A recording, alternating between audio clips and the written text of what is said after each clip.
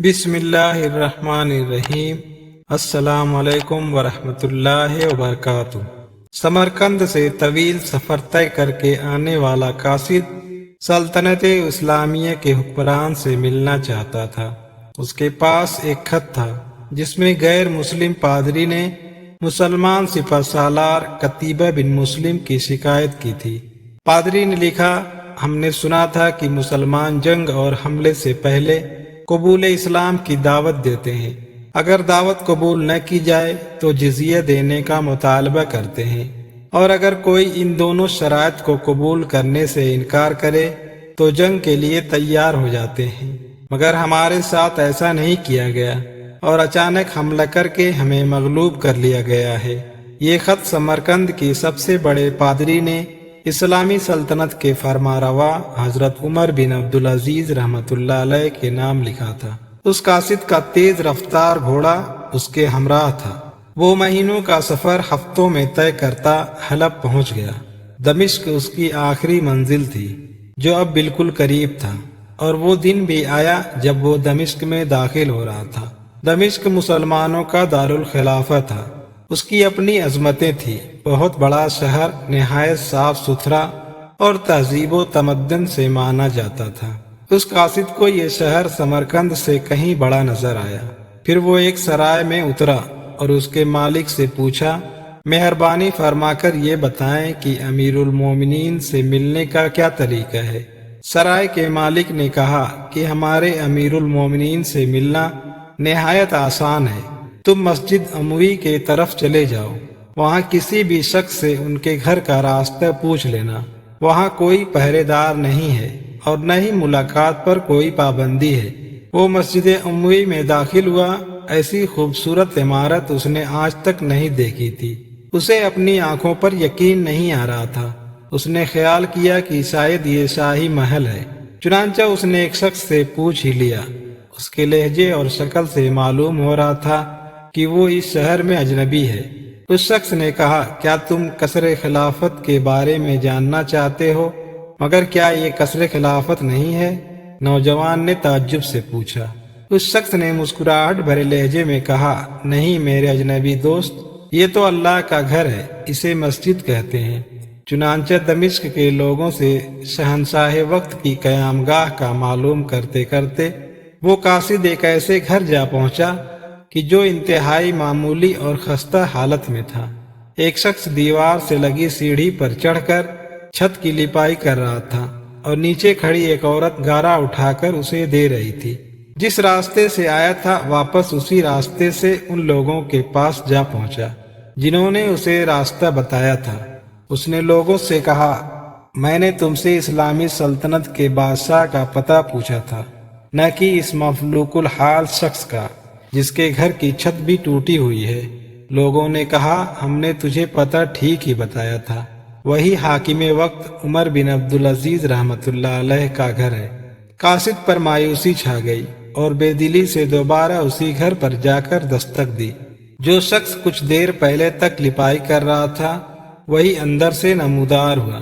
اس کا خیر مقدم کیا اور اس کا حال پوچھا، نیز آنے کا مقصد معلوم کیا کہ بتاؤ تمہارا مسئلہ کیا ہے۔ اس نے عظیم سپہ سالار قتیبہ بن مسلم کے خلاف مقدمہ دائر کیا کہ ہمارے ملک پر مسلمانوں نے زبردستی قبضہ کر لیا ہے۔ یہ دھوکے سے قبضہ ہوا ہے، نہ تو اعلان جنگ ہوا اور نہ ہی ہمیں اسلام کی دعوت دی گئی۔ ہمارے ساتھ سراسر ظلم ہوا ہے۔ عمر بن عبدالعزیز رحمۃ اللہ علیہ فرمانے لگے، اللہ کے نبی علیہ الصلاۃ والسلام نے ہمیں ظلم کرنے کا حکم نہیں دیا، بلکہ عدل و انصاف کرنے کی تلقین کی ہے۔ اس میں مسلم اور غیر مسلم کی کوئی تخصیص نہیں ہے۔ آپ رحمۃ اللہ علیہ نے خط پڑھ کر اسی خط کی پشت پر لکھا، عمر بن عبدالعزیز کی طرف سے سمرقند میں تعینات اپنے عامل کے نام ایک قاضی کا تقرر کرو جو پادری کی شکایت سنے۔ مہر لگا کر خط واپس قاصد کو دے دیا۔ سمرقندی واپس ہوا۔ پھر ایک دن آیا جب وہ سمرقند میں داخل ہو رہا تھا۔ وہ سیدھا پادری کے پاس گیا کیونکہ اسے معلومات دینی تھی۔ پادری کے پاس پہنچ کر قاصد نے خط کا جواب اور ملاقات کا احوال جب پادری کو سنایا تو پادری مایوس اور افسردہ ہو گیا۔ اس نے سوچا کیا یہ وہ خط ہے جو مسلمانوں کے اس عظیم لشکر کو ہمارے شہر سے نکالے گا؟ انہیں یقین تھا کاغذ کا یہ ٹکڑا انہیں کوئی فائدہ نہیں پہنچا سکے گا، مگر کوئی اور راستہ بھی نہ تھا۔ چنانچہ خط لے کر ڈرتے ڈرتے امیر لشکر اور حاکم سمرقند کے پاس پہنچے۔ حاکم نے خط پڑھتے ہی فوراً ایک قاضی کا تعین کر دیا جو اس کے اپنے خلاف سمرقندیوں کی شکایت سن سکے، اور پھر وہ دن بھی آ گیا جس کا اہل سمرقند کو انتظار تھا۔ بے شمار لوگ اس تاریخی مقدمے کی کارروائی سننے کے لیے چلے آئے۔ عدالت مسجد میں لگی ہوئی تھی، وہ پادری بھی مقدمے کی پیروی کے لیے حاضر تھا۔ مسلمانوں کا سپہ سالار، امیر اور فاتح کتیبہ بھی حاضر ہے۔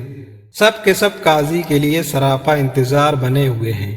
پادری کس بات کی امید اور مقدمہ لے آیا ہے، ذرا غور کیجیے۔ یہ کہ ایک فاتح قوم مفتوح علاقوں سے نکل آئے۔ مقدمہ جس شخصیت پر دائر کیا گیا ہے وہ عظیم قائد اور سپہ سالار ہے۔ نگاہیں مسجد کے دروازے کی طرف لگی ہوئی ہیں کہ کب قاضی داخل ہوتا ہے۔ حاضرین کو بہت زیادہ انتظار نہیں کرنا پڑا۔ ایک چھوٹے قد اور نحیف جسم والا شخص معمولی لباس پہنے، سر پر عمامہ رکھے ہوئے دروازے سے داخل ہوا۔ اس کے پیچھے اس کا غلام تھا۔ لوگوں میں سناٹا چھا گیا۔ بعض نے اپنی انگلیاں منہ میں دبا لی۔ اچھا، یہ ہے مسلمانوں کا قاضی، یہ پادریوں اور سپہ سالار قتیبہ بن مسلم کے درمیان فیصلہ کرے گا۔ قاضی نے مسجد کے کونے میں اپنی نشست سنبھالی۔ اس کا غلام اس کے سر پر کھڑا تھا۔ بغیر کسی لقب کے امیر کا نام لے کر اسے بلایا کہ وہ عدالت کے سامنے حاضر ہو۔ امیر شہر حاضر ہوا۔ عدالت نے اسے بیٹھنے کا اشارہ کیا اور پھر غلام نے پادریوں کے سردار کو بلایا جو امیر کے ایک طرف بیٹھ گیا، اور پھر عدالت کی کارروائی شروع ہوئی۔ قاضی نے پادری سے پوچھا، کیا دعویٰ ہے تمہارا؟ پادری نے کہا، کتیبہ کے لشکر نے بغیر کسی پیشگی اطلاع کے ہم پر حملہ کیا۔ نہ تو اس نے ہمیں اسلام قبول کرنے کی دعوت دی تھی اور نہ ہی ہمیں کسی سوچ و بچار کا موقع دیا تھا۔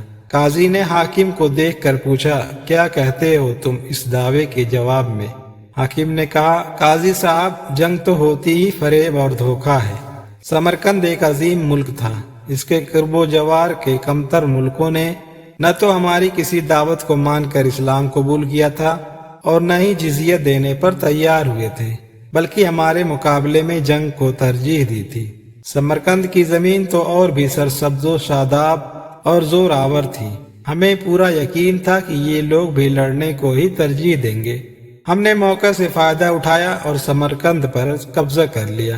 قاضی نے حاکم کی بات کو نظر انداز کرتے ہوئے دوبارہ پوچھا، میری بات کا جواب دو، تم نے ان لوگوں کو اسلام قبول کرنے کی دعوت، جزیہ یا پھر جنگ کی خبر دی تھی؟ حاکم نے کہا، نہیں قاضی صاحب، میں نے جس طرح پہلے ہی عرض کر دیا ہے کہ ہم نے موقع سے فائدہ اٹھایا تھا۔ قاضی نے کہا، میں دیکھ رہا ہوں کہ تم اپنی غلطی کا اقرار کر رہے ہو۔ اس کے بعد تو عدالت کا کوئی اور کام رہ ہی نہیں جاتا۔ اللہ نے اس دین کو فتح اور عظمت تو عدل و انصاف کی وجہ سے ہی بخشی ہے، نہ کہ دھوکہ دہی اور موقع پرستی سے۔ میری عدالت یہ فیصلہ سناتی ہے کہ تمام مسلمان فوجی اور ان کے عہدیداران اپنی بیوی بچوں کے ساتھ اپنی ہر قسم کی املاک اور مال غنیمت چھوڑ کر سمرقند کی حدود سے باہر نکل جائیں اور سمرقند میں کوئی مسلمان باقی نہ رہنے پائے۔ اگر ادھر دوبارہ آنا بھی ہو تو بغیر کسی پیشگی اطلاع و دعوت کے اور 3 دن کی سوچ و بچار کی مہلت دیے بغیر نہ آیا جائے۔ پادری جو کچھ دیکھ اور سن رہا تھا وہ ناقابل یقین تھا۔ چند گھنٹوں کے اندر ہی مسلمانوں کا عظیم لشکر قافلہ در قافلہ شہر کو چھوڑ کے جا چکا تھا۔ سمرقندیوں نے اپنی تاریخ میں ایسا کبھی نہیں دیکھا تھا کہ جب طاقتور فاتح قوم کمزور اور مغلوب قوم کو یوں دوبارہ آزادی بخش دے۔ ڈھلتے سورج کی روشنی میں لوگ ایک دوسرے سے سرگوشیاں کرنے لگے کہ یہ کیسا مذہب اور کیسے پیروکار ہیں۔ عدل کا یہ معیار کہ اپنوں کے خلاف فیصلہ دے دیں اور طاقتور سپہ سالار اس فیصلے پر سر جھکا کر عمل بھی کر دے۔ تاریخ گواہ ہے کہ تھوڑی ہی دیر میں پادری کی قیادت میں تمام شہر کے لوگ گھروں سے نکل کر لشکر کے پیچھے سرحدوں کی طرف دوڑے اور لا الہ الا اللہ محمد رسول اللہ کا اقرار کرتے ہوئے انہوں نے گھوڑوں کی باگیں پکڑ لی اور منت و سماجت کرنے لگے، خدارا اس ملک سے واپس نہ جائیں، ہمیں اسلامی عدل و انصاف کی ضرورت ہے، ہم نے اپنوں کا راج دیکھا، ان کے ظلم و ستم سے ہم خوب واقف ہیں، آپ سب لوگ آئیں۔ اور پھر تھوڑی ہی دیر کے بعد مسلمان فوج واپس ایک مفتوح شہر میں داخل ہو گئی، کوئی حاکم و محکوم باقی نہیں رہا، کوئی غالب و مغلوب نہیں رہا، تمام کے تمام اسلامی اور دینی بھائی بن گئے۔ اس طرح سمرقند کی سرزمین میں اسلام کی دولت داخل ہو گئی اور پھر اس میں سے کبھی یہ دولت نہیں نکل سکی۔